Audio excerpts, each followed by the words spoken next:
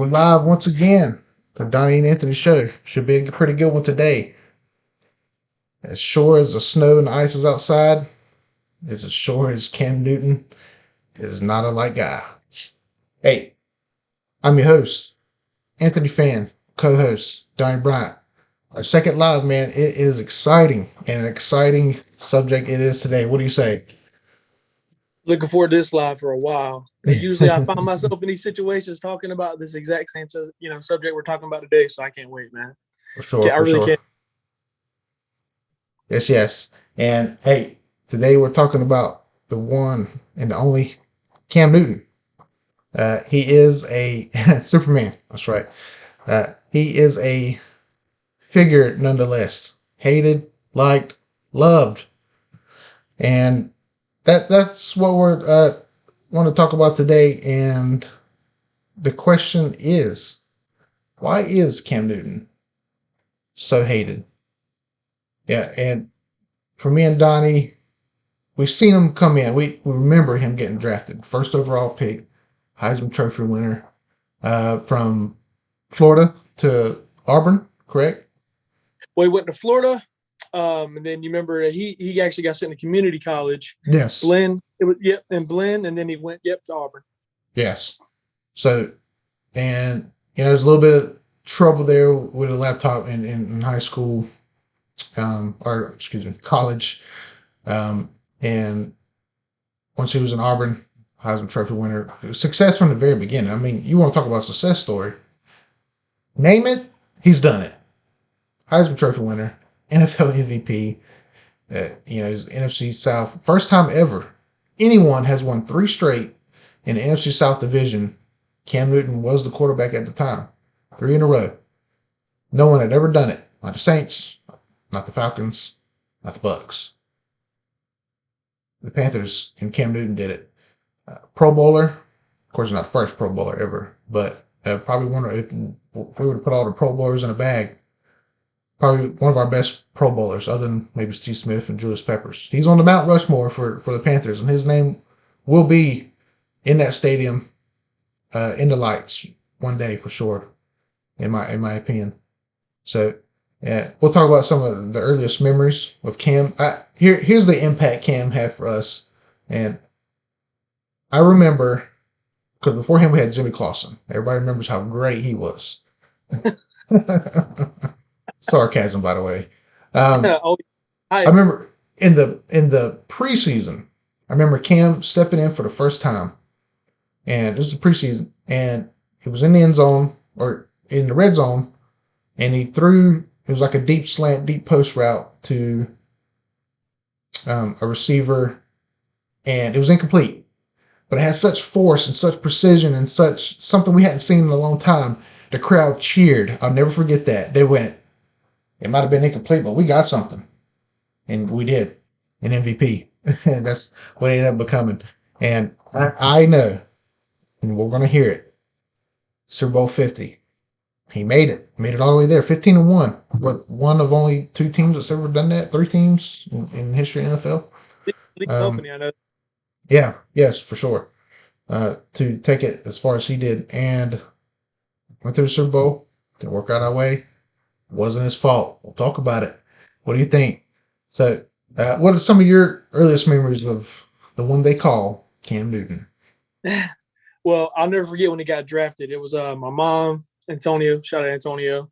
And we were sitting at Aspen Creek that right before Bubba's was built in Fayetteville. We were it was Aspen Creek, and we were sitting there. It was draft night, and I'll never forget it. I was in eighth grade. Um, my father was in seventh grade. Sorry, seventh grade, because he was drafted in 2011. I never forget me smiling from ear to ear, knowing that that was the guy I wanted on this team. I loved him coming out of college. I mean, just a kid my age at the time, man. Just seeing someone so tall, so strong, such dual threat capabilities at the quarterback position. I'll never forget. Antonio looked at me as I was smiling from ear to ear. I don't know if you remember it, but I just said, man, I'm so happy. I said, this guy's going to be a difference maker in this franchise. That's all. And but one of my favorite memories from Cam's tenure in Carolina, I got two. Was his very first game. How he showed the NFL or around the world really about how he was here. It's Cardinals. That game Mm-hmm. right there showed that, hey, he is here to play. Mm-hmm. He can league level even as a rookie. Yeah. And broke records. Broke records. Mm-hmm. Broke records. And Steve Smith, and also led Steve Smith to have a year of resurgence. But another one of my favorite memories of Cam was, I'll never forget it. It was the run against the Patriots. I'll never forget. It was Monday Night Football, and of course, like I said, coming with the territory, being a Carolina Panthers fan, a lot of local hate. Everybody knows I'm a Carolina Panthers guy. Knows I'm a big Cam supporter. Played the Patriots on Monday Night Football. No one gave us a chance. There was a play in which. Is that the one that ended in that controversy, pass interference, Keegley? Okay, yeah. Right, yeah. All right. And I'm gonna try to hurry this up. It's one of the things where I get happy thinking about. I can't remember the down. I think it was second or third down, and the play was just absolutely blown up. But I'll never forget it. I sat in my room and I'll never forget him somehow getting out of that play in the backfield. You remember we ran, he stepped up. I know exactly what you're talking about. The first down. That was probably my favorite memory of Cam, just because I was like, this guy's different. Yeah. Like that. I actually got screamed at by my mom too, because it was like 10 at night on the school night. I got screamed at, but she went in there and I showed her the play, and she was like, "That's a good play. But nah, man, those are just two that stick out. And I have many more, but those are just two that just reflect on me. I think one that sticks out to me is, once again, the Cardinals. Not his first one, but one of his later ones, the NFC Championship before we went to Super Bowl. That famous run where he just bowling over people. Yeah. Years later, something about the Cardinals. And then this past year, played the Cardinals again, running over people into the end zone. But that NFC Championship game, I just can't think of another quarterback that would take on linebackers like that. Yeah, he's just a tough guy. And I won't name the person. I remember after losing Super Bowl 50, somebody texted me and said, "Hey, I think you guys need another quarterback." And I go, "Give me a break, dude. Give me a break." Maybe almost the sole reason we were there. I won't say the sole reason. It takes a team in football. We had a great team, but man, if he wasn't, I don't know if anyone else could have done it. But just that kind of the toughness he has, and if I ever hear anyone say, he's not tough, or of course in post press conferences, especially after the Super Bowl, but in a lot of post press conferences, they give him that whiny, that he's whining. But hey, I see. At times I was like, all right, Cam, you lost. It's okay. Let's move on. But I'd rather you be like that. I'd rather you hate losing than be like, yeah, well, we just lost and moving on. But he hated losing. I love that. That is what keep pounding is all about. And for him to say it when he came back, and he ended that conference this last time he came back with the keep pounding motto. He lives it. He loves it. He is it. He is keep pounding. And I think that's why we love him so much in Charlotte, in the Carolinas. And he gets so much hate. It's almost like the Tim Tebow thing. I mean, how can you hate a Christian guy? And not saying that, right. I'm not comparing Cam to Jesus or nothing like that. But, he's got good morals. I think he's got good intentions behind him with everything. And he's passionate. So, but, and then with Tim Tebow, they really, really, really went after him. Tim Tebow wasn't that great of a player, but it was an easy target, and I think Cam just an easy target. Yeah. Absolutely. So, but we'll go into some of his stats, some of his career stats. So his career passing, he's had a little over 4,000 attempts, 4,474 to be exact, 2,682 completions out of those attempts. That leads him for a 59.95% ratio of completion percentage. He's got a total of 32,382 yards passing. 194 of those were touchdowns. 123 of those ended up being interceptions. For his rushing stats, a little over 1,000 attempts, 1,118 to be exact. Ran for 5,628 yards. Quite a bit for a quarterback. So his career average is 5 yards a carry. That means if he carries the ball 2 times, on average, he's going to get a first down. He's had a total of 75 touchdowns. Those first downs turned into 75 touchdowns. And the first downs, like I said, carried the ball twice. On average, he's getting a first down. He's had 430 of those first downs. Uh, and 36 of those with 20 plus yards, 8 of those with 40 plus yards. And I think that is very good for a quarterback. He's has the most rushing touchdowns by any quarterback in the history of the NFL. More than Kaepernick, Rodgers, Vick, Earl all of them. Campbell. Oh, Camber. That's another one. So me and Donnie got together. We talked. What are some of the big controversies? What are some of the ones that just get under people's skin? Here we go. You ready for this one? I am going to open up the phone lines. Here we go. I'm ready for it. Hey, this is what we're talking about today. We think better Mike Vick. We think Super Bowl 50 was not his fault. We think he's the most over-criticized NFL quarterback in NFL history. And he's always made more with less.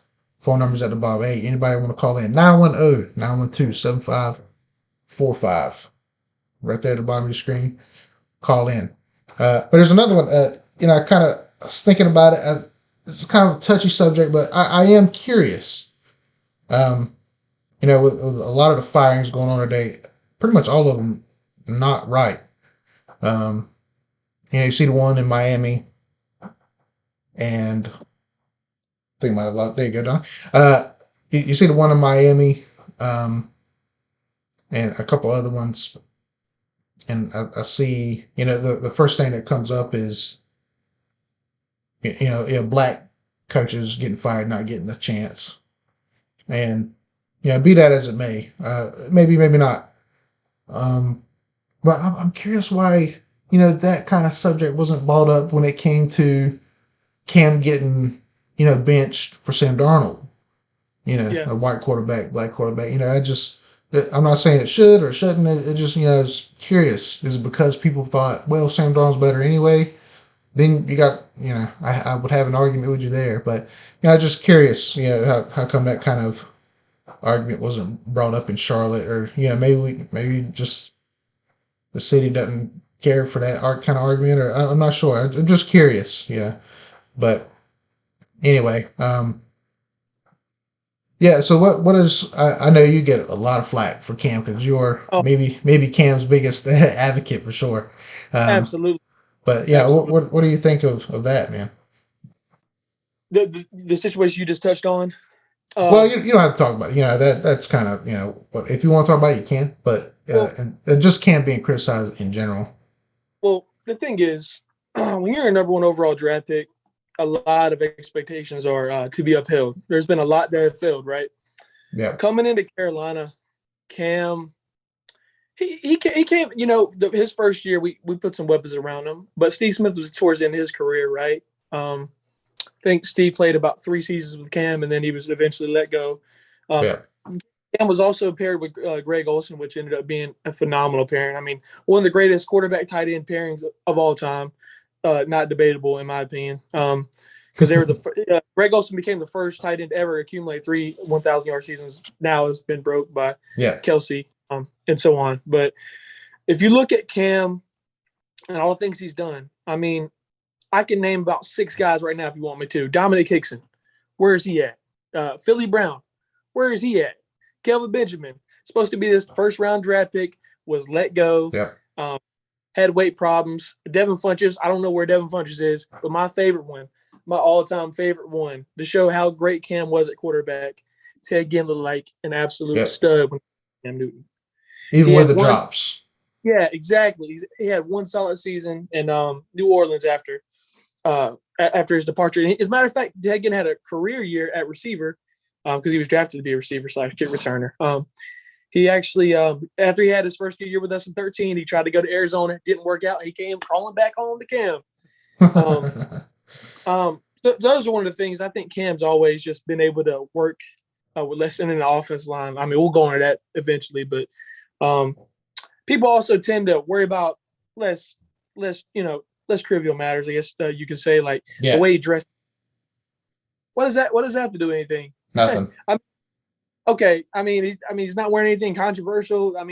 As long as I don't care what he wears, as long as he goes out there and he plays well and he holds himself in a very professional manner. Okay. Yeah. And that tends to get brushed under the rug and tend to be overlooked due to, his personality. He's one of these guys who loves to play football. That's what I want in a quarterback. Everyone loves him when Tom Brady cusses out his coach and it's slamming laptops. Yep. Cam play football. He just did it. Absolutely. Cam loves to play football. If you want to dispute that and you think that's an actual thing that he doesn't care about football, he only cares about himself, that's not true. I've seen this man sacrifice his body and put his body on the line. Yeah. Sometimes games it don't matter just because he wants to win. He wants to. He cares about the character, right? Yeah. Role model citizen. The things he's done in the community. You can't be an immature guy and be feeding, the local community of Charlotte. That's what just my mind. Like everyone tends to just he's so all about himself. He doesn't care. He's all about himself and his something his that past Carolina sports legends don't really do. I don't see Curry come back here doing anything. Exactly. So, like I said, man, Cam's always out here around Thanksgiving time, actually serving people. He's not having anyone serve it for him. He's not planning an event and going away doing other business matters. He's there getting his hands dirty, feeding the people. And it's not a part of the Panthers organization. It's his own thing. It's his own. Yeah. It's his own. Mm-hmm. He hosts a 7-on-7 camp, being a leader, to high schoolers. Yeah. I'll talk about that. Remember that controversial thing where he got into the face of maybe a teenager or something. Yeah. Teenagers out there talking a little smack to him. It was after Super Bowl 50, after he lost, yada yada. So, do you remember what was said? What was that? I'd like to get your take on that. Well, I can't remember what exactly was said. I'd have to watch the video again, but they said he was gonna smack him or something, because that's when Cam said, "You do what? You do what?" Doing something to him, and I guess he didn't think Cam was going to turn around. He said, "You'll do what?" He got in his face, and then of course you got the little trolls in the background, our future, generation of America, which God help us. They're in the background. Oh, okay, so let me get this straight. So you're actually gonna sit here and try to diss this man, and you're ass Cam. What's that say about you? Yeah. What else do you stand on? You're phony. Like you're at this man's camp and then want to troll him. Yeah, you're lame. So yeah. And that which has me upset is that there's so much unnecessary criticism, I guess you could say, of Cam that it's even being passed down. His image and his ability as a football player is being tarnished as the generations go on. Everyone thinks he's some bad quarterback. I'm gonna tell you like this: bad quarterbacks don't win all pros. They don't win MVPs. Okay. He's and one stat that comes up that just irks my nerve is he's 0-12 as a starter. Okay, let me go ahead and tell you, this is no excuse. You can go try to document it. It's there. It's in writing. Cam Newton played that 2018 season, the second part of it. He injured his shoulder with the hit off TJ Watt. You remember that? We in Steelers. He got due to the inability to protect the quarterback that we've struggled to do at the tackle position over his whole tenure in Carolina. He ended up hurting his shoulder. And that he tried to, Ron wanted him to play those games out to see if he just couldn't be something he could play through. I think Baker Mayfield had the same sort of injury, and you see how Baker's played. So it's obviously going to affect your play as a quarterback. You're not able to throw the ball down the field. So I think some of those losses, or I know some of those losses are due to that injury. And if people actually want to get technical, in that 2019 season where he only played 2 games, the Patriots played an ultra. They got in the backfield, they sacked Cam, and he hurt his foot, and he wasn't able to end up playing that season. Then he ended up hurting his shoulder again. So. But another thing I want to touch on too, like, and this just shows who he is as a football player. This man was in a serious vehicle accident. He got into a crash, played the same week, threw and passed for a touchdown and led us to a win over the Browns. He played in the same week, sustained those injuries from the car crash. So tough guy. Very tough. Sure. One of the toughest, if not the toughest. Alex in the chat says people love to hate and talk junk about other people with big personalities. Cam has a very big personality. That he does. He has a very big personality, and I think that's what makes him an easy target. He's outspoken. He even said it. What was Donnie? You probably remember a little bit better than me. The whole "I'm an African American quarterback," and finished the Yeah, statement. and he's a passionate guy. Yeah, so that makes him a target Yeah. already. We can't. No one can deny that. But like I said, that's the kind of quarterback I want. Someone who is so football, just football crazy. Like I said, I mean the guy is um, he's a big personality, but that's the guy you want in the face of your franchise. You want someone that's going to be able to just motivate the people around him. And he had a little bit of maturing to do early on in his career. Him and Steve Smith had to work some things out from what I heard. Yeah. And I think Cam's a hell of a leader. He especially the second go around. I mean, he was never a bad leader, but there's so much maturity in him now. Especially hearing him talk, like hearing his second tenure in Carolina, just how much he's matured as a man. Yeah. It's unfortunate that we may never see him win a Super Bowl in Carolina. But at the end of the day, you can say whatever you want to about his personality. You can say whatever you want about his play. But at the end of the day, I mean, he's done some great things in this league. He's my second favorite player of all time. And hell, everyone makes fun of me, but I actually want to name my son after Cam, Yeah. just because he brought so much to the Carolinas. Like I said, I give Cam Newton and Luke Kuechly so much credit because they helped bring back football dominance in Carolina. They helped reestablish football culture, right? Yeah. And there are other guys too that helped, but those were the franchise pieces that that had that goal C on their jersey, and they were responsible for a lot of eyes to the TV. So, like the personality aside, man, he's a very, very misunderstood, very underrated football player. And like I said, and I'll go further into it, but I just kind of want to lay a line of where I stand with things. So, yeah, for sure.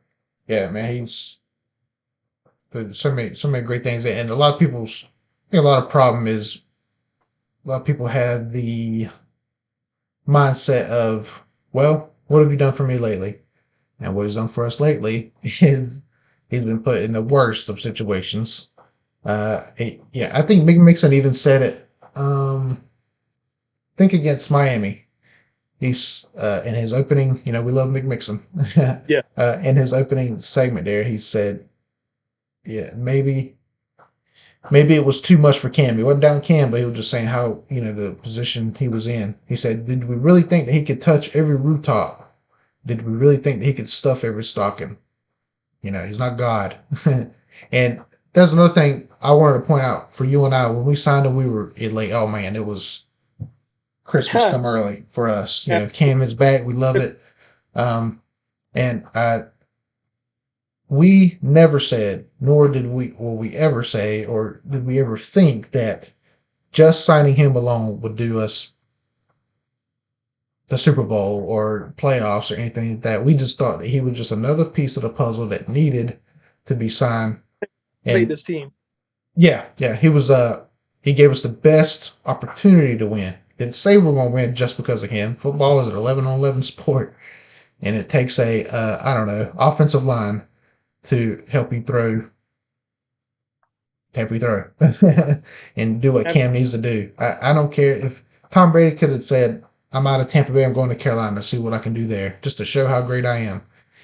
There's no way Tom Brady would have been able to do it. Aaron Rodgers, no quarterback in history, could have got behind this offensive line, the worst offensive line grading since 2006 in the entire NFL.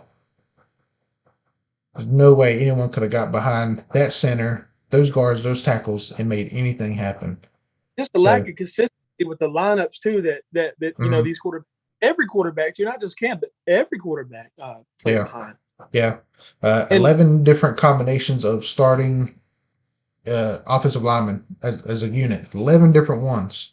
So I'm gonna say this. One of the things I did say, I was pretty vocal on Facebook, and I'm a man of my word, and I could stand on my own 2 feet and admit, I thought that Cam coming in would bring this huge offensive boost. Not like I said, I never once said we're gonna win the Super Bowl or nothing. I thought him coming in could elevate this offense and do a lot more than what we were doing. But like I said, but this sheds a a brighter light on just how bad this team's been put together as far as with coaching and just lack of personnel.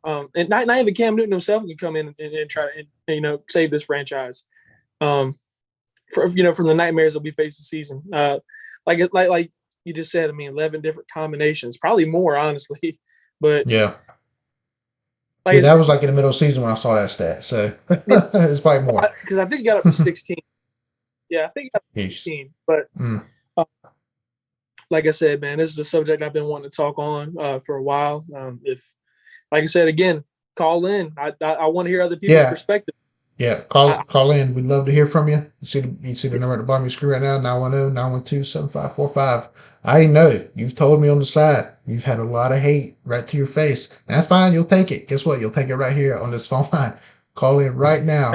Show the world that you know better than Donnie Bryant. That Cam is not who he says he is, and Cam's not what he is. Cam's not what he is now. That was in the past, in the future. Prove it. Right now is your chance. Prove it. I'm a lawyer. Please. We're waiting. Look at me. Waiting. I got all the documents here. We're waiting. Look at me. But yeah, I mean, like I said, man, and Al said it, big personalities kind of lead to big criticism. Yeah, for sure. And that's okay, but like I said, man, I hate that because what it is, man, a lot of people don't watch football like they say they do. Hey, that's just me. Yeah. You can't have a you can't spew, an opinion is an opinion, right? But you can't try to claim it to be factual if you don't watch games like we do. Yes, every play, we're watching every play, every moment. I'm under the center. I am eyes to the TV. I see what happens, and I admit when things go, no problem. It's all about being realistic. Oh yeah. But like I said, for the most part, I mean, I know the fumble thing is going to come up. Okay, I can't give you a logical explanation why it didn't fall on it, but I can go ahead and tell you that game was already kind of predetermined prior to that fumble happening. Yeah. We kind of already knew what to dictate. We already knew the pace that the Broncos already dictated, right? Yeah. Like I said, and like I told you, I have no problem in admitting that their personnel just overmatched ours. They were more equipped to win a Super Bowl than we were. Regardless of who was at quarterback, they just, with what we had up front and the lack of offensive talent at the receiver and on the offensive line at the tackle positions, right? The interior line was great that year, right? Mm-hmm. But that doesn't matter when you got Khalil, Norwell, Turner. Mm-hmm. Yeah. Then we had Rimmers on the right side, and we had Mr. Orr on the other side. Yeah. And there was a Vick.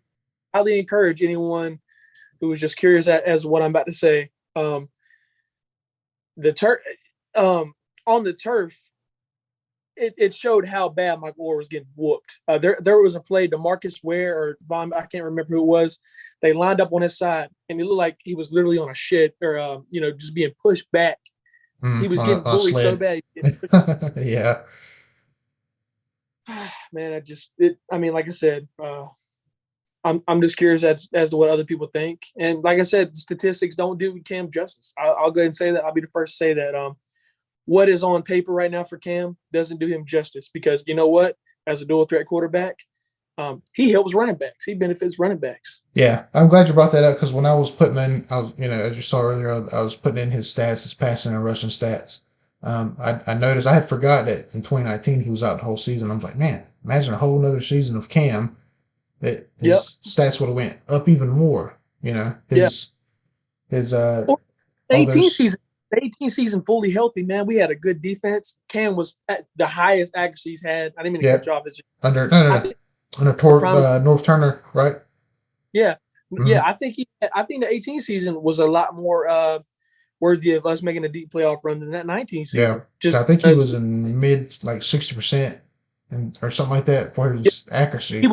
He was making smarter decisions because he didn't have to really make those unnecessary plays. Yeah. So Norv Turner, I'm thankful Cam was paired with Norv. I think that was so beneficial to Cam's career.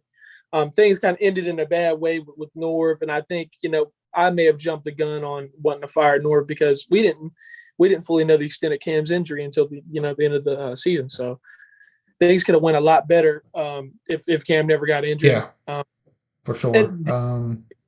Greg Olsen, And people forget Greg Olsen also broke his foot again that year. He broke it in 17. I think he broke it again in 18. So his top three percentage, his highest percentage was that 2018 year that you were talking about in the North Corner. He had 67.94% completion percentage. That's amazing. 2020 last year with the Patriots was his second highest completion percentage in his career, 65%, and that's with that team. That team was got Donnie. Go into the Mac Jones Cam Newton thing, please. Well, he got cut for a rookie. Well, he got cut for a rookie. Well, he got cut for a rookie. Well, he got cut for a rookie. He got cut for a rookie. He got cut for a rookie. Rookie. But he ain't good. He ain't good. He's supposed to be MVP. Don't got If you want me to, I will gladly. Yeah. Well, for that, I don't want to cut off. We got a question. Alex says, "What do you think Cam's biggest weaknesses are, and how could he become better?" Good question. Okay, I'll answer it honestly. Cam doesn't have the kind of fundamentals that a prototypical pocket quarterback possesses. Like, for instance, his footwork is a little different. He tends to rely a lot on his arm, which some guys are just able to do things better than others. There's just one of those things he never really got accustomed to. Josh Allen's like that. They say that Josh Allen makes it look effortless. He's like the best. Yeah. It just leaves his hand. It almost like he's touching it, but his lip on it is hard. Yeah. Not teachable. Just something you're born with. Yeah, exactly. Aaron Rodgers is another one of those guys, man. I mean, the way he's able to throw the ball. Effortlessly. Patrick Mahomes, I mean, some of these great quarterbacks have these fundamentals that it's natural to them, right? Cam's a different quarterback. He's not going to be a guy that's going to drop back 3 times and air out. Or let me retract that. He's not going to be a guy just to sit in a pocket, right, and just deal. As a dual threat quarterback, he has the capability to affect the game in 2 ways, through the air and on the ground, right? Yeah. And not only on the ground, not only him and having success on the ground, but giving the running back success to do well on the ground. That read option right there. He holds it as long as he can. And sometimes the defensive end is like, I don't know what to do. It's Cam, and then there's Christian McCaffrey. I don't know what to do. I got to guess. And then when he guesses wrong, boom, someone's going. So, but yeah, I would say his fundamentals in the pocket. It's with footwork and maybe arm angles. He throws the ball hard and well. But at the end of the day, I mean, even with less advanced fundamentals with his footwork and with his throwing capability, I think he still had a pretty remarkable career. I mean, he's accumulated over 30,000 passing yards, and he's got 5,000 rushing yards, man. So this guy's had a great career. But yeah, that to answer Alec, I just think his fundamentals with his footwork and the angle he throws, arm angles. And to go along with it, that's actually a phenomenal point, sir. And with that, I agree. Has he ever had? And because with that, you kind of have to have a receiver that will kind of help you make that play. Has he ever had that? Not really, other than Steve Smith, who was old in football terms. Yeah. I'm gonna go ahead and tell you this, man. I made a Facebook post about it. I think it was earlier on in the summer, I think August, September. Cam Newton didn't get DJ Moore until he was 29. He got Christian McCaffrey at 28. Imagine providing your franchise quarterback top-tier talent on either the offensive line or at the receiver position. Dave Gettleman was a big guy and drafting those defensive tackles in the first and second round, and that played a huge factor in Cam's injuries and his inability to not really his inability, but we weren't able to see his full potential throwing the ball because who's he going to throw to besides Greg Olsen? And I'm not saying Greg Olsen's a tight end. I'm talking about a receiver, receiver. Greg Olsen had to do run blocking. Sometimes he did some pass blocking. Pass blocking, yep. Tight end position. You're not going to just there's so many facets of the game at tight end. So Greg Olsen, I love Greg Olsen. That was Cam's biggest target for like a stretch of 4 or 5 years. Without having Kelvin Benjamin, okay, yeah, you can say him. He had 1,000 yards, but Kelvin Benjamin at one time was ranked. They had to force him the ball a lot of times because they had no one else. Well, and on top of that, Anthony, that ended up coming at our demise because Kelvin Benjamin was actually one of the lowest ranked receivers at getting separation per route. I remember that. So yep. When you're big and slow, out of daggone shape, I mean, there's no explosiveness, right? And he has some guys Yeah. that are explosive. You see, again, not a natural receiver, doesn't have good hands. Philly Brown, okay, it's Philly Brown. He's not very strong. You saw in the Super Bowl. Those guys in the Super Bowl, A lot of people say Jericho Cotchery, who? exactly. Crotchy, Jericho Cotchery, who? Jericho Cotchery, he was on the end of his career. He's one of those Mm. short, sure yard, sure-handed receivers, but no Came from New explosive. York. Came from the Yeah, Jets. Yeah. Mm. some of these guys, man, that Cam's worked with, man, I think he's done exceptionally well, man. Like I said, you don't know where any of these guys are now. I mean, Jericho Cotchery had a solid, you know, uh, career as a receiver. He's got like 5,000 or 6,000 receiving yards, but he's no elite guy. Yeah. After Steve Smith left, man, there was a huge drought. They tried to get Curtis Samuel in the second round. I think it was 17. The draft of 17. Curtis Samuel played a lot of halfback in college, so he wasn't a natural receiver. Yeah. So he was Mm-hmm. So Yeah. these are the things. So when you talk all this trash about Cam, you got to put these things into perspective. So if they know that this quarterback, meaning Cam Newton, doesn't have the typical, the prototypical fundamentals in the pocket with his footwork and some of the ways he throws the ball, because a lot of people talk trash about his arm slot and how he throws the ball. Why not get some guys that can get the ball underneath, make plays like DJ Moore? Like, why couldn't we? There's a guy, he's in the league right now, fellow Lumbee. Shout out Keenan Allen, man. Shout out. Yeah. Keenan Allen, we passed up on him in 2013 Yeah. or 2014. No, excuse me, it's 2014. Passed on him, third round guy. He was there. We could have took him in the second round. Guess what? He's had a very, very, very, very solid career out there in San Diego / Los Angeles. He played with San Diego and then they went to Los Angeles. Just some of those guys that I think that we didn't do enough scouting on that are now great football players. So that's that. Like I said, when you talk trash about Cam, you got to factor that in. Yeah. And I just gave you a reason why he wasn't. I mean, because I know people are like, well, Russell Wilson did it. Well, Russell Wilson is a natural quarterback with his footwork and with the way he throws the ball. He's great on the run. Cam's okay. Cam's not one of those guys that could throw on the run and just throw a dot, right? I mean, and that's just what it is. He's still a great football player, still a great quarterback, in my opinion. But different guys have different skills. For sure. I said another thing. With his age, though, shouldn't he transition to a pocket quarterback? I think with that, you limit a guy's talents. It's like telling Christian McCaffrey, "Hey, don't catch the ball. We're going to just run you. Don't worry about going off for a pass. You're good." Go ahead, sir. Mike, sorry, I don't want to cut you off. I was waiting. Michael Vick, when he was in Pittsburgh, when Big Ben went down, he was still running. Yeah, sure. Cam has showed they can still run the ball. He's still pretty daggone fast, in my opinion. I think that man Cam can fly still. And he's a lot smarter as a runner. He's able to he gets down. I think he had more running touchdowns than passing touchdowns in his last stint with us here. Yeah, exactly. Yeah. And that's without him running 4th and inches on the goal line, and instead, Sam Brown can do that. Yeah, against the Washington football team, Cam ran like a 30, 20-yard touchdown, Yeah. So, but not to answer Alex's question, not that it's still there. And obviously, you kind of want to limit the amount of quarterback draws or quarterback power in situations where, it's like 1st and 10, maybe do that in some situations. But for the most part, man, people can say what they want. He's still he can run the ball at a high level this year. Yeah, like I said, a lot of part there too. There was a play that kind of made me say, "Dang, man, Cam's matured so much as a runner." Like there was a play that was just absolutely blown up. I can't remember. I think it was either I think it was against the Falcons or the football team. They blew it up in the backfield, and old Cam would have probably tried to make something happen because he was able to. He still probably is able to, but he decided, okay, I'm going to take the lost yards. I'm going to slide. And I'm going to get down because I can't make nothing out of this.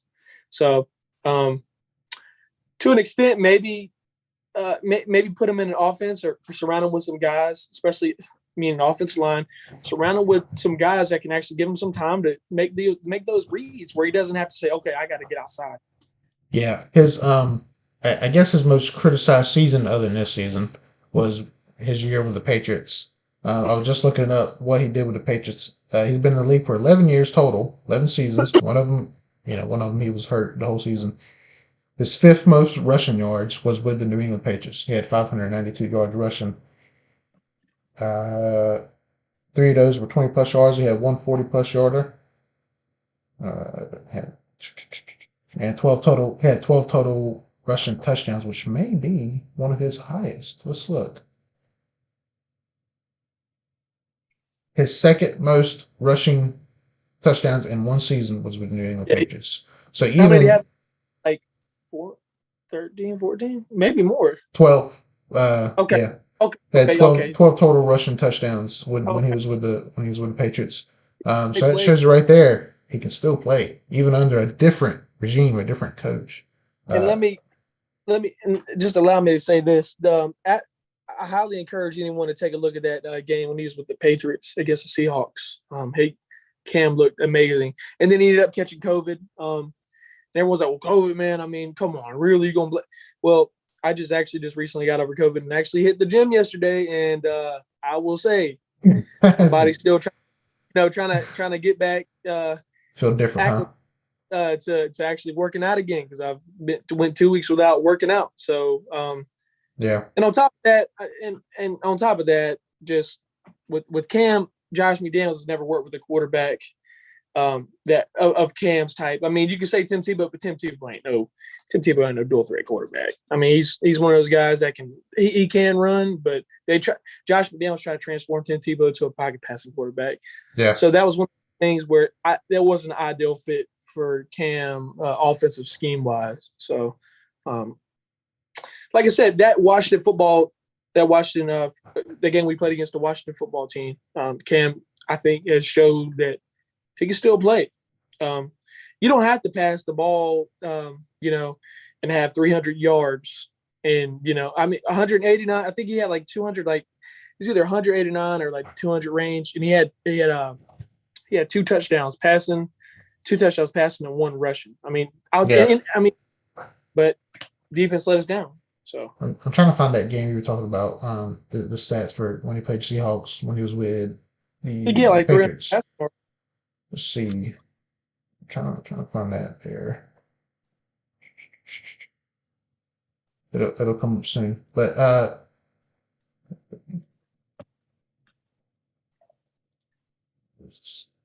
this game log.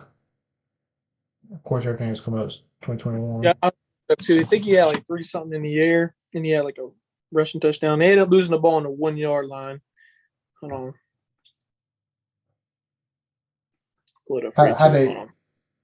How they lose? Do you remember how they lost the ball? Well, it was a 4th and 1 situation, and Cam tried to stick it in, and the Seahawks got really good penetration. Oh yeah, that's what it says. Yeah, he got stuffed on the. I'll pull up the. Oh, here we go. I think I may have it. Yeah, the score ended up being 30-35. Yeah, he ended up having 397 passing yards and 3 touchdowns. So. Yeah. One passing, 2 rushing. Yeah. Almost at 400 passing yards, man. Yeah. So, interesting. Yeah, of course, we didn't get to see Cam a lot once he left, but yeah. But yeah, we'll go back to some of we'll handle it situation by situation. So I just see the bottom of the screen there. The better Mike Vick, Super Bowl 50, not his fault. Most ever criticized NFL quarterback in history.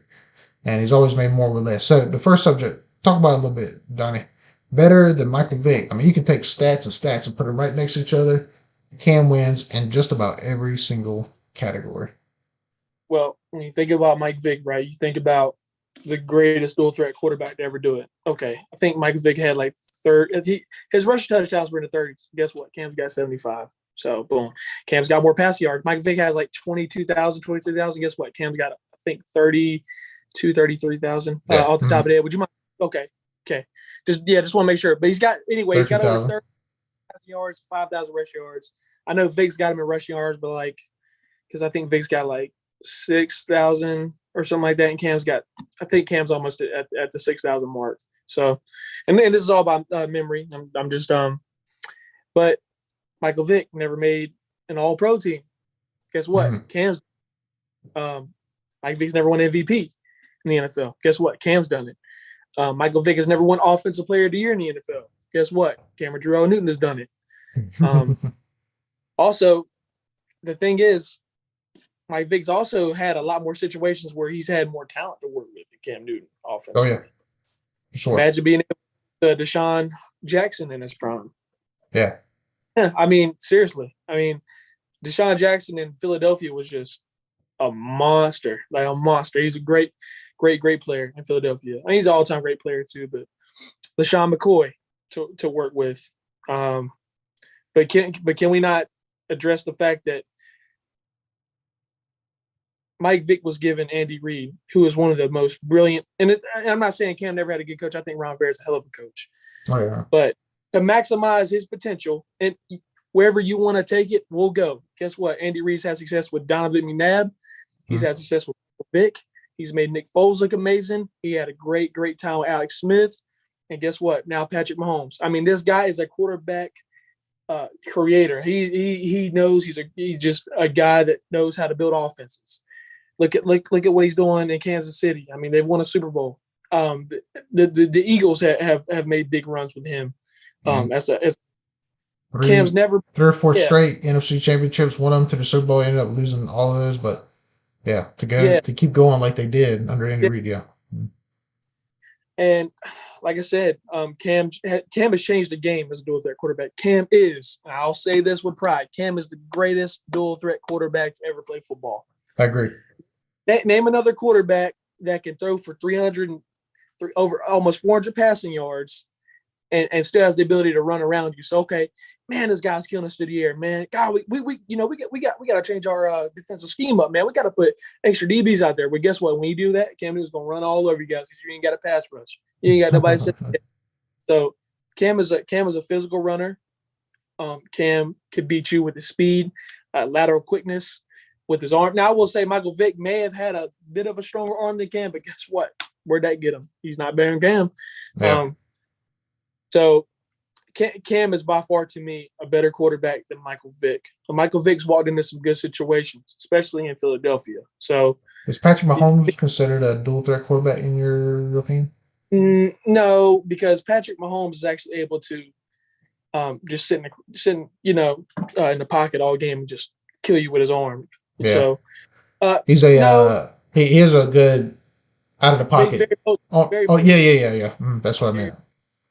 Yeah, kind of like Aaron Rodgers. Got your back, big dog. So basically, to like I said again, Andy Reid. I mean, imagine giving Cam Newton Andy Reid. Oh my gosh! Yeah, look what Andy did with the actual dual threat quarterback like Michael Vick and Donovan McNabb. I mean, they went to. Instead, he's had Mike Shula, he was he was a run heavy guy, and North Turner wasn't bad, but he wanted Cam to stay in the pocket the whole time. That's not exactly what Cam is. Yeah, so. It helped him out prior to injury because and North still drew up a lot of run plays. Yeah, for Cam, not as much as Shula. He also had offensive coordinator. Last name I think is like Polish, like Chud. They called him Chud. We had him for his first 2 seasons. He ended up leaving. So there's always been a mix up of offensive coordinators for Cam. Yeah. In 11 years, he's had 5 that I can think of different offensive coordinators. Jeff Nixon. He's had Shula. He's had Chud. He's had Scott Turner, and now he's had Norv Turner. Josh McDaniels. Right. There's never been a consistent guy. Was that 7? That's 7 right there, huh? 7 right there, yeah. So think about that. There's never been a consistent. I get it. Offensive coordinator, that's a revolving door, but every one of those guys have a different philosophy and how they want to, flourish an offense or make an offense flourishable. Yeah. Anyway, so when you think about that, you got to think, okay, there's never been a consistent philosophy offensively, so that might affect Cam in a negative way because, okay, this offensive coordinator wants to keep him in the pocket. Okay, this offensive coordinator wants to utilize his dual threat capabilities. This offensive coordinator don't want Cam throwing the ball at all. He wants to let Jonathan Stewart, D'Angelo Williams run the ball Yeah. all game. And that's what I'm saying. There is bigger to it than just Cam sucks, man. Cam sucks, man.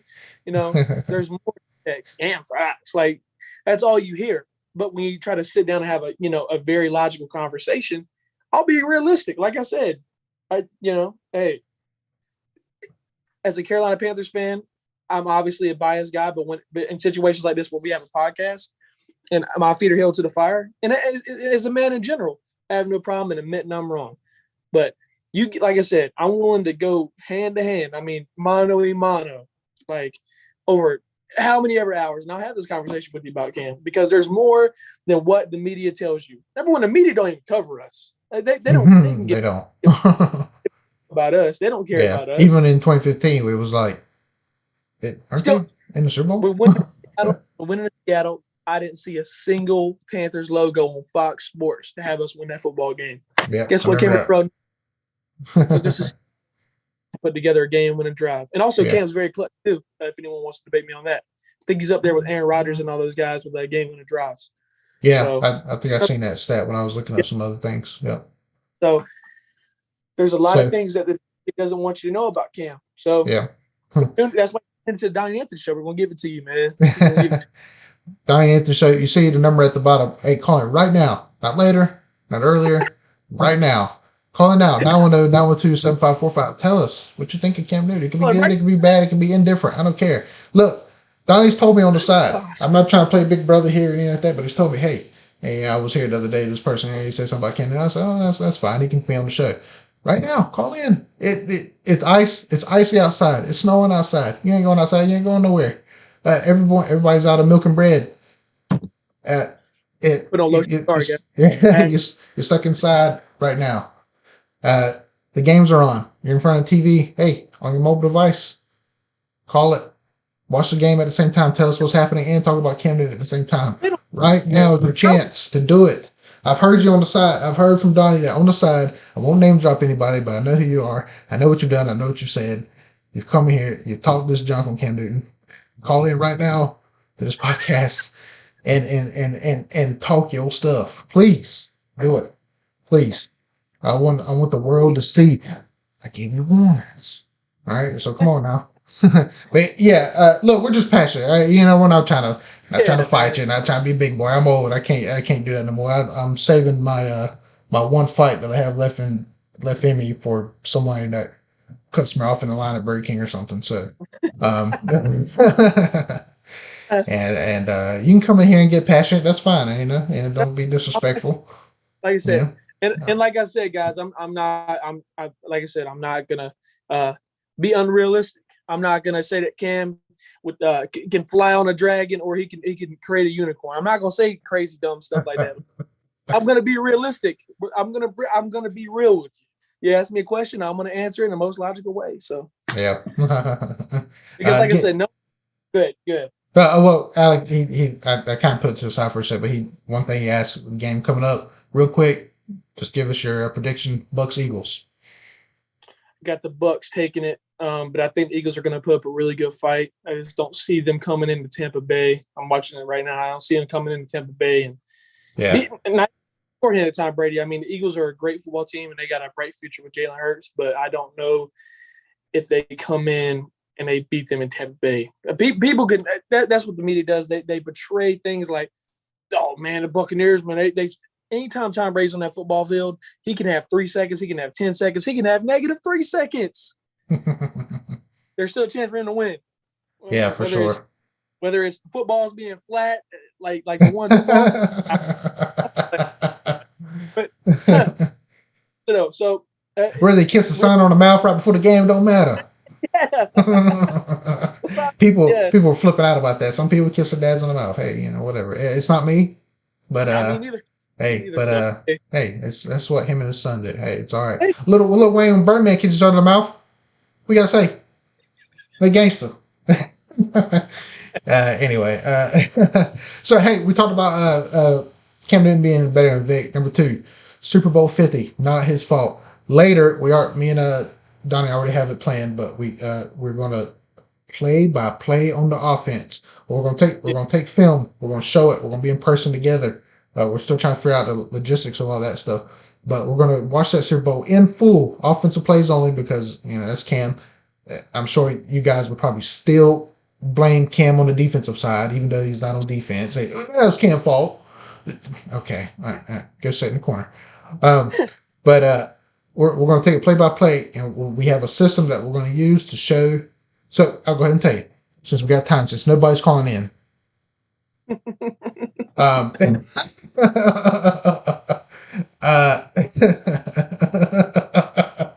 Oh man. So just like in golf, every time you hit the ball, don't go in, you get a stroke. So it's kind of like a penalty. The more strokes you have, the worse you're doing in golf. That's what we're going to do. We're going to break down this film. Every person, if it's their fault, whatever they did wrong in that play, they get a stroke, they get a point.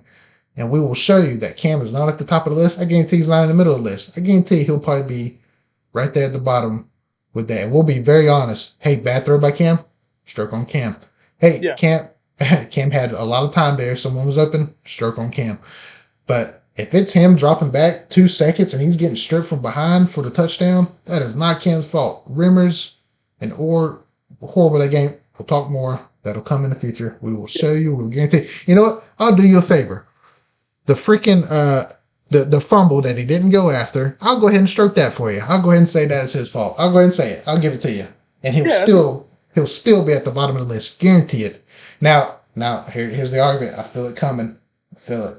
Well, that could have been the difference maker. No, it could not have, because you can't. It's not, football is not one play. It's not one play. So there's a story about what leads to that leads to a victory. Yeah. Sorry. Yeah, exactly. Yeah, but I mean, some people will stick. I mean, that's fine. You can stick to your opinion and stay with it. That's fine. Yeah, you hate Cam. We know it. Call in and tell us. Call in and tell us how much you hate Cam. Tell us how Super Bowl 50 was his fault. Now's your chance. Do it now. But yeah, Super Bowl 50. Speak on it. Sorry, I almost called you Cam. Appreciate that. Should be an honor, huh? Yeah. Hey, and even if you don't hate Cam, if you love Cam and you agree with us on how criticized he is, call in and tell us. Some of your memories. Yeah. Or some good things. They don't have to all be bad. We're not looking for a fight. We're not looking for bad things. Call in and say, hey, we like Cam too. Somebody's out there killing it. They hate Cam, whoever that is. Yeah, they're probably or something. So, call in. Number at the bottom of your screen if you can't see it, 910-912-7545. But yeah, Super Bowl 50, Donnie, your opinion on that? So Super Bowl 50, you kind of saw the pace that the game was going to be dictated, and the Broncos for the very beginning. Now our defense, I will say this because I'm not going to throw everyone under the bus. Our defense played exceptionally well. Held Peyton Manning under 200 yards. Absolutely. Yeah. Well, Peyton Manning was that year still Peyton Manning. And he didn't throw a touchdown either, I don't think. Didn't. Correct? All he did was throw a 2-point conversion. 2-point conversion. Mm-hmm. Yeah, no touchdowns by Peyton Manning, the great Peyton Manning. So I'm going to go ahead and get into it. You and I were watching the game together. Probably the worst senior year possible. Let me go ahead and give you a little backstory. We were having a great. Still get picked. Who else lost that year? Still wearing shirts like this. I was wearing shirts like this. Cool. Man, I can't believe that's trash, man. Your team sucks, man. Ron should have done been fired. Anyway, so Panthers were really? I remember these things. The team, I remember. So, basically, we went to the Super Bowl, we lost, and then that buzzer beater hit by Chris Jenkins himself happened in the same. Yeah, but he's talking about North Carolina Tar Heels basketball. With me and Donnie are also really big Carolina Tar Heel basketball fans, Carolina Tar Heel football fans. Donnie likes to root for LSU as well, but we are proud North Carolinians. You want to talk about hockey? We're going for the Canes. Basketball, Tar Heels, Panthers, Charlotte Hornets. We are proud to where we're from, and I don't care who they are. We're going for them if they play pro sports. MLB comes into town and gives us a local team. We're going for them. I'll drop the Pirates. I'm a lifelong Pirates fan. I'll drop them. I swear to God, I will. I take pride in my state. So When Fayetteville got the Woodpeckers, it was almost like professional. Well, it is professional baseball, but not to the MLB standards, or not the big leagues like that. But we were like, oh, the Woodpeckers, oh, so yeah. that was great. So anyway, sorry, continue. Super Bowl 50, Cam Newton, not his fault, guarantee it. Super Bowl 50. When you look at it, like I said, I've already given the defense praise. Thomas Davis played with a broken arm. Luke Kuechly, Coney Ely probably would have been Super Bowl MVP if we would have won that game. Defense. Shout out to the defense, man. They balled out all game. Yeah. And so I give them all the credit, or all the credit and all the praise of playing well. But so when you look at it from an offensive perspective, I always say, in my opinion, and this ain't my team, so you can't say I'm being biased. I think that Broncos defense is a top 5 defense ever of all time. Yeah, they were personnel. I'm going to give them a quick rundown of personnel if you don't mind. They had Von Miller on one side, soon to be Hall of Famer when he retires. DeMarcus Ware already was a Hall of Famer before he even left Dallas. Aqib Talib in the secondary. Chris Harris Jr. in the secondary. T.J. Ward, great player when he was playing. I don't know what happened to him, but he had I think he had a Pro Bowl caliber year that year too. Phenomenal safety. And then he got Darian Stewart on the other side. And then they had Bradley Roby, who's still a very serviceable cornerback. And then, of course, you got Wolf. You have Jackson. And they had some good linebackers too. They had Shane Ray too. He was having a good year for his rookie season. So Brandon Marshall, Shane Ray. So all those guys, right, matched up against who we had. Philly Brown. Not a true wide receiver.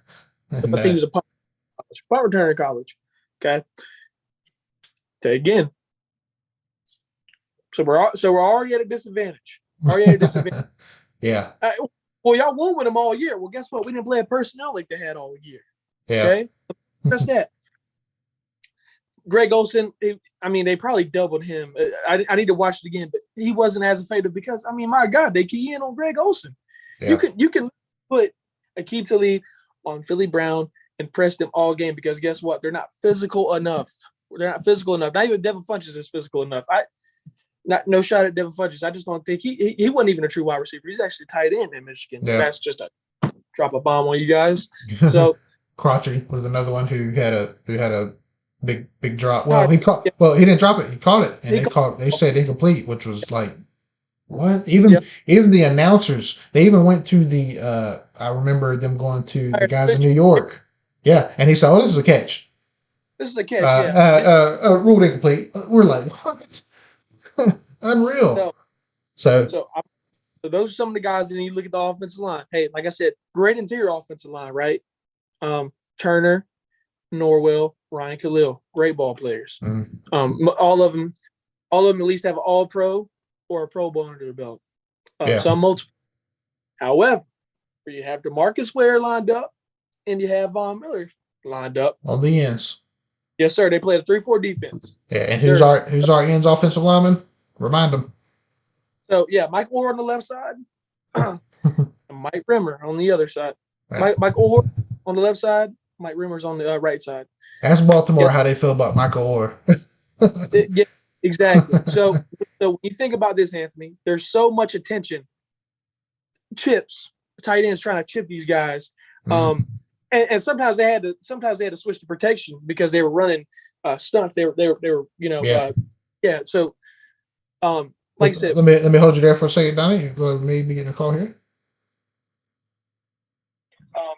And sometimes they had to switch protection because they were running stunts. They were So like I said, let me hold you there for a second, Donnie. You maybe getting a call here. Hey, y'all, with the Donnie Anthony Show. What's your name and where you come from? I am calling from Stedman, North Carolina. Stedman, what's your name, man? I just want to call and ask a few questions. Yeah, what's up, man? Go ahead.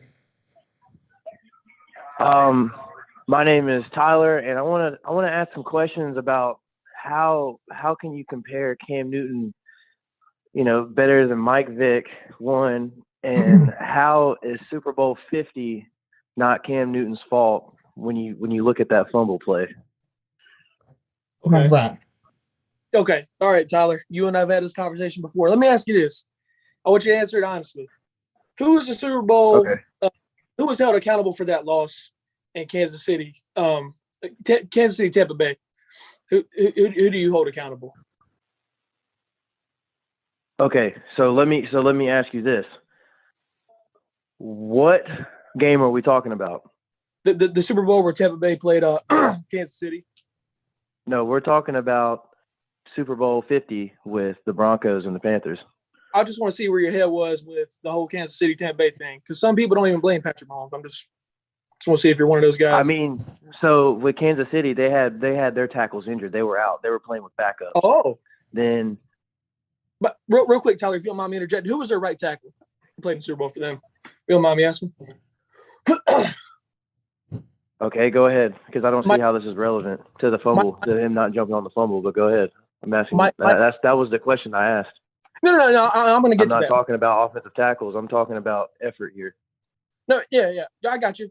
Mike Rimmers is actually their starting tackle. Mike Rimmers actually started for us too. So Tyler, okay, you have guys like Mike Rimmers, and you got guys like Michael Orr, who are basically just the same as a banged up football player. At that point in the game, the pace and I guess you could say the outcome of the game was already determined. So they, like I said, they had the perfect. How was the outcome of the game determined? Because Tyler, our receivers failed to get separation. Cam was on his back for most of the game, or throwing under severe pressure. I mean, we lost a fumble early on in the game. That kind of just knew, you kind of knew what kind of game it was going to be. They had the right personnel. You got Von Miller spying Cam Newton. Von Miller runs a 4.445, so he's actually able to get outside. He's athletic enough to get after the passer, and he's actually able enough to set the edge and get outside just in case Cam wanted to run. They had the perfect personnel to match us. Their corners, all elite corners, both corners are Pro Bowlers. We're able to press able to press our receivers, and we're able to stop them from getting any separation. Then what we also didn't have a run game. So, do you think it's fair to? But you haven't answered the question that I called in about. I did. So the fumble. You didn't answer the question about him not jumping on the fumble. Him not jumping that on has the fumble. nothing to do with offensive tackles. That has nothing to do with anything. That was the play in Cam Newton's career that has changed his career. He has not been the same player since. I'm not saying that Cam Newton wasn't great, but he's clearly seen his better football in the past. He's not the player he once was. So I think bringing him back is just to sell tickets. I think that's a ticket thing. I think that's a business move. I don't think that he's effective. If you have a Sam Darnold taking the first string role over Cam Newton, I think that's when you clearly see that maybe I'm not the player that I once was. Maybe I'm not elite athletically as I used to be. He's never been a truly accurate quarterback. Yeah, I touched on that. Yeah. He's been accurate. He's been accurate enough to excel in the NFL, when he had the threat to run or escape a little better. But I also think that Cam Newton he has a lot of mental pressure going on right now, and and confidence issues. You have Carolina let him go one time. You go to New England.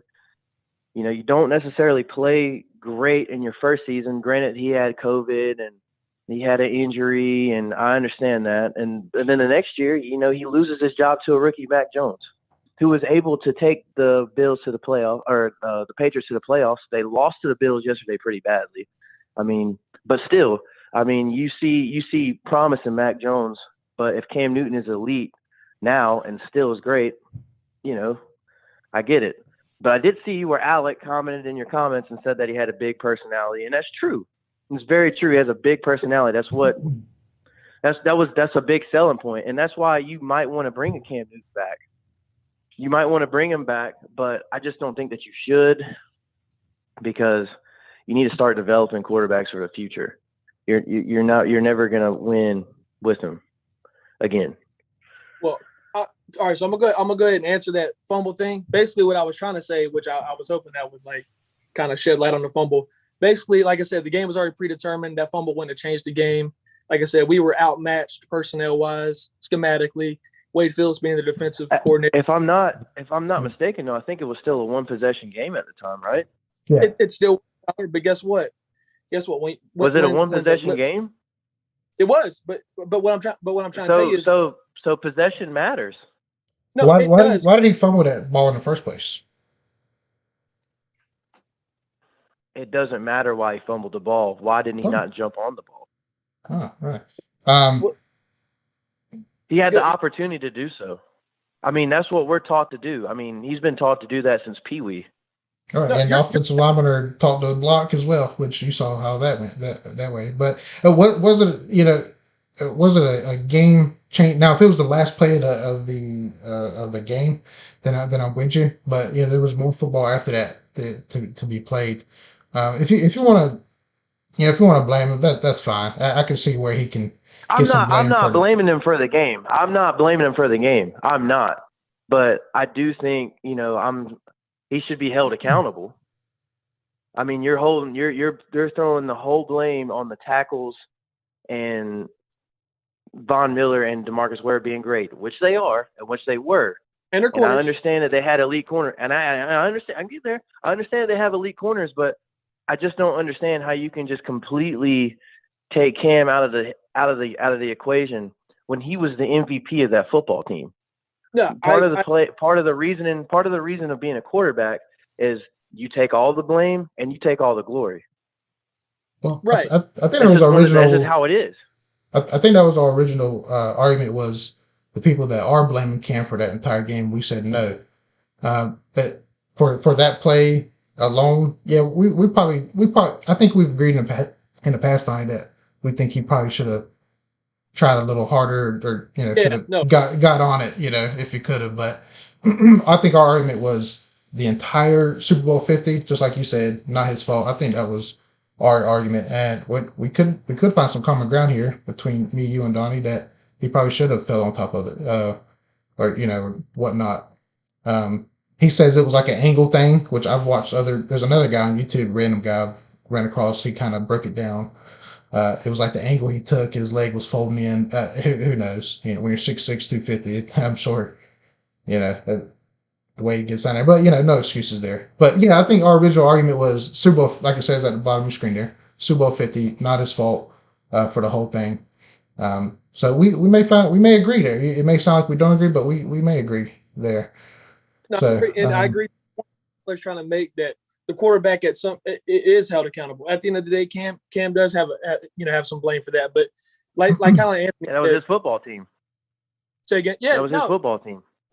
Absolutely, absolutely. But what really upsets me is that Patrick Mahomes didn't face nearly the amount of criticism. When you think about Patrick Mahomes last year, I think it was last year's Super Bowl. So because he's already proven himself on that stage, he's already a Super Bowl champion, and he made a Super Bowl comeback. Right. What should kind of give him a benefited factor, right? Because he's already not necessarily because you got to think he lost to Tom Brady. Cam Newton lost to a depleted Peyton Manning, who was clearly playing his last minutes of football, who was not effective at all. The only effective moves that Peyton Manning made in that game was audibles to make the correct run play. Well, it's not Cam versus Peyton. It's Cam versus the Denver Broncos defense. We can't just because whoever their quarterback is. I'm not saying that, but look how electric that offense was. And they didn't even put up anywhere near the points that they averaged. Well, and that kind of ties in. We talk about personnel, like how they matched up against us. We didn't play a team that year that matched up against us personnel wise like they did. They can rotate guys in the pass rush, and they had at least. I think they had the best secondary that year. And like I was telling you, Tyler, when you got guys like Ted Ginn and Philly Brown who are not true receivers, and you take away Greg Olsen, he's already in a horrible offensive line. He's already kind of downgraded. But any quarterback would be, I think. But so yeah, I agree with you, Tyler. Like I said, I have no reason to not put a little bit of blame on Cam, but like I was saying, everyone tends to blame the entire game on Cam. I just think that's kind of fair. Yeah. But yeah, I think we may agree. I think the reason, and I see and I understand that there's more plays in a game. I understand that there's more people playing the game than just one person. And I understand that you have to rely on the team as a whole. Yeah. I understand that the offensive lineman has to block. I understand all these things, but it's just hard because at the end of the day, individually, what can you control the most? Sure. Yeah. And if he recovers that, then effort. It's effort. Effort's the only thing. And if he can, and I'm not saying if he jumps on the ball and you guys will be able to score. I'm just saying you have the opportunity. And at the end of the day, when you're playing football and you're in that tight situation, what do you need? You need the opportunity to be able to do so. So, sure. I mean, things were going downhill. I understand that. It didn't look good, but it was just a pivotal point where it was just like, whoa, why didn't he do that? You know, that's one thing that people are going to bring up, and I think that's why he may be the most criticized, quarterback. I think if you compare, if you want to cross into another realm right now, I think you could compare a Russell Westbrook to a Cam Newton right now, just because of the fact that they were so great. Oh, you've already said that? I'm sorry. I'm saying I have said that before in the past in talks between me and Donnie. Yeah. That I think Russell Westbrook and Cam Newton are like kind of the same. Russell Westbrook a little bit more outspoken, like because of people in the front. But real quick, Tyler, I heard you point out Cam's tenure, his second tenure at Carolina, and him being benched for Sam Darnold. I was gonna touch on that. The reason why Cam Newton and talk about Cam and Vick too. So we'll touch on that. But hey, thanks for calling in, by the way, too, man. We really appreciate that. Love the support. I saw you. Oh yeah, for sure. I support this. I really do. I think it's awesome, man. I appreciate it, man. You know where I stand with this Panther stuff, man. I'm about as cutthroat and diehard as it gets. But first and foremost, thank you for the call. Thank you for the support. But I'll touch on the Sam Darnold thing, and I'll touch on the big thing. So the Sam Darnold thing, Cam got benched for Sam Darnold because at this point in the season, I mean, we've already picked up Sam Darnold's fifth-year option. That kind of puts us almost be entitled to kind of let him play it out and just kind of see what we're working with next year, because I don't think Matt Rule was too keen on bringing in Cam Newton this season, because that was more of a temper thing. You're probably right. Some of it probably was some tickets because a lot of preseason ticket holders were actually selling their tickets. And when Anthony and I went, we kind of noticed there was an abundance of opposing teams there, and sometimes and not even teams that were playing. I saw a Vikings jersey when we played the Eagles. I saw Green Bay Packers jersey. So Giants, Dallas, the whole NFC East up in there. Yeah.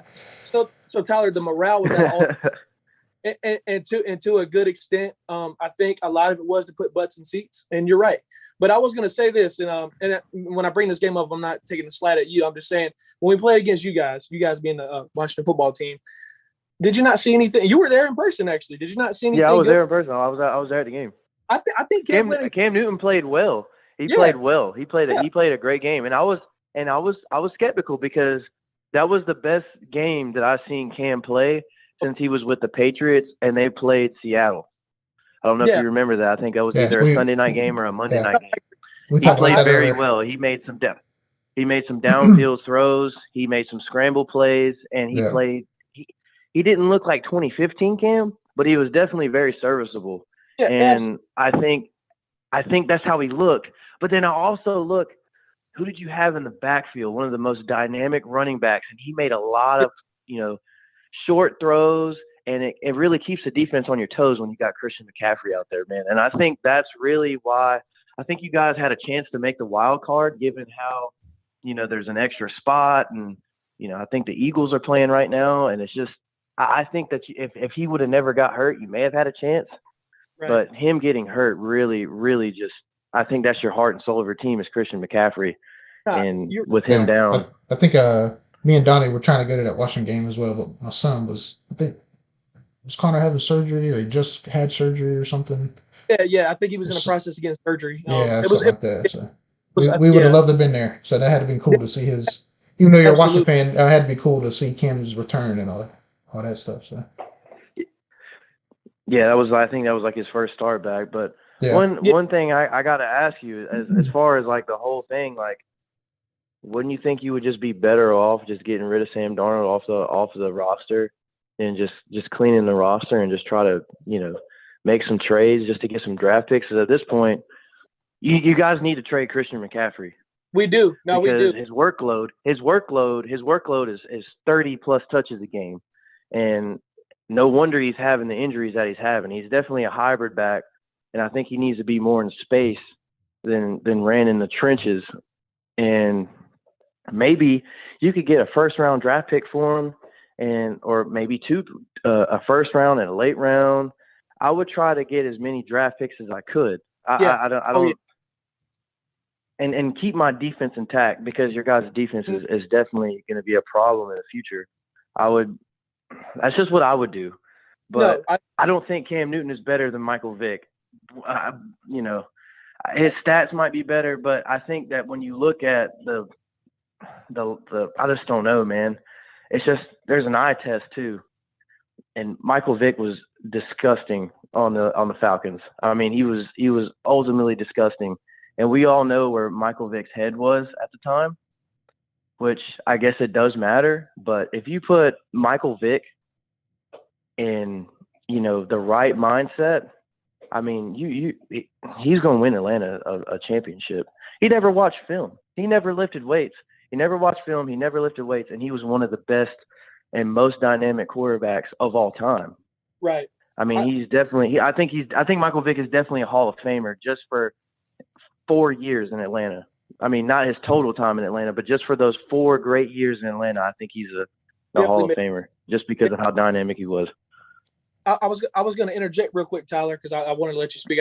Because there's a slight delay in the phone, at least on my side, just because I got horrible Wi-Fi because I'm out in the country. But one thing I had to step away from the computer because I was getting I couldn't connect. It's all good. And I'm gonna have a real conversation with you here, because I'm going to touch on the whole Christian McCaffrey thing, and then I'm going to quickly transition to the Mike Vick thing. So, with Christian, I agree. I really wish we could move on from Sam, but the bad thing is, Tyler, we decided to lay in a pissy bed, but we kind of jumped the gun early. I was one of the guys. I've been pretty open about admitting I was wrong. I jumped the gun a little early, thinking he would be the guy, but they jumped prematurely. They gave him a 5th-year option as soon as he got to Carolina. So now, and plus with our salary cap looking the way it does, Tyler, we're kind of stuck in a situation where we kind of have to ride this out with him, because I doubt we're going to get any draft picks for Sam Darnold just because of his horrendous play.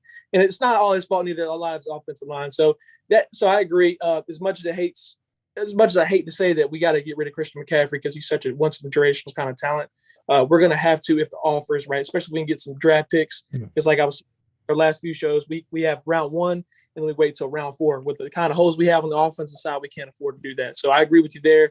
And the Mike Vick thing, Mike Vick he's another one of those guys who was a once in a generational kind of talent, right? We can agree on that. And I've always said Mike Vick's had a stronger arm than Cam, because Mike Vick can throw that ball, man. Why I think Cam is better than Mike Vick, because of his and when I say playmaking ability, it's multifaceted. So, for instance, Cam Newton's ability to be physical. There was a play in Cam's tenure in Carolina first time where it was like 4th and 5, and Cam bullied like 2 D tackles and our linebacker and got the first down. Right now, Mike Vick isn't physically built to be that way, but that's what the difference is. They're built different, and they pose different threats. So Mike Vick has the quickness edge. I'll give that to him. But Cam affects the game in multiple ways. Cam attracts so much attention. Like I was making earlier, I don't know if you called it, especially with read option, it benefits the running backs as well. So, and it's also been shown that if Cam's running the ball well, he's going to be throwing the ball well. But Cam, I just think he threatened the defense a little bit more. I know it's kind of controversial, but especially in goal line, right? You shiver in your boots when you see Cam Newton on the 1 yard line. You're like, God, what is he going to do? Because then you can open up some play action and have everyone biting up the middle. So I just think the way Cam's put together as a football player, his size, his weight, his ability to be a playmaker with his arm and with his legs, I think that's what gives him the edge. He's a little bit more – he's more accurate. He's accumulating more passing yards, and he's got more rushing. So, but you're right. It is an eye test. It's all about preference. It's all about whether or not It's Michael Vick did go to prison. He did go to prison, and he lost some valuable years in his younger years. He did, but at the end of the day, that speaks to Cam and how great of a man he was too.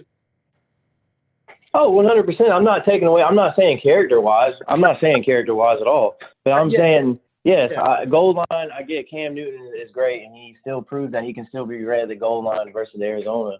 But who's beaten in 2004, 2005, who's beaten Mike Vick to the pylon? No, you're right. That's what I'm saying. He's one of those. In 2015, the Panthers had one of the best defenses of all time.